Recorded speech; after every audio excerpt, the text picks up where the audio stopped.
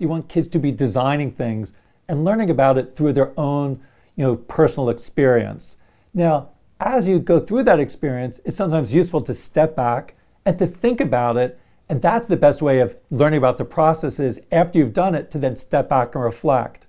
In fact, I think this overall process is often one of going between diving in and stepping back. A colleague of mine, Edith Ackerman, often talks about that almost as if it's a dance of diving into the design and then stepping back and reflecting. And I think that the best way for students to learn about the design process is to experience it, but then to reflect upon their experience and to learn about the process through their reflections on the experiences that they've had. I think there are many different ways that people reflect. Actually, there's a former MIT professor, Don Schoen, who talked about reflection in action and reflection on action. And I think both are important, because I do think that too often people are only doing reflection on the action after it takes place. So people will do something and then they'll step back.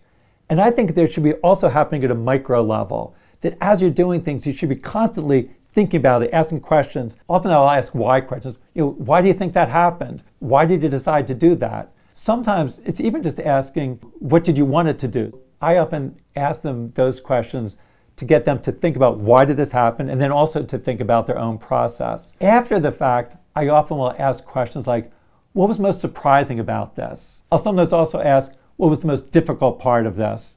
To get them to think about where were their struggles and what did they learn from those struggles. Because as someone works on something, there always are ways in which the activity differs from what they expected. And I think a lot of the best learning happens when you think about those differences, about how your expectations didn't play out, in the reality of what you created, and getting them to reflect upon those differences, I also think is really useful. So this dance of diving in and stepping back is something that happens over and over.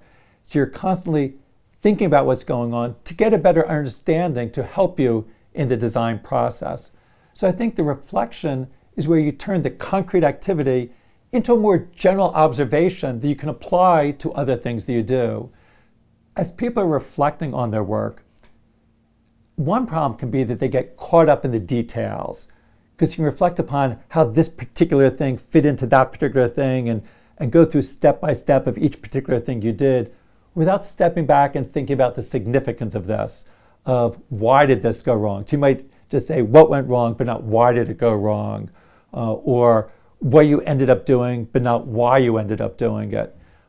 So I think making sure that in reflecting, it's not just capturing the specific things you did, but stepping back and thinking about the motivations and the lessons learned from what you did.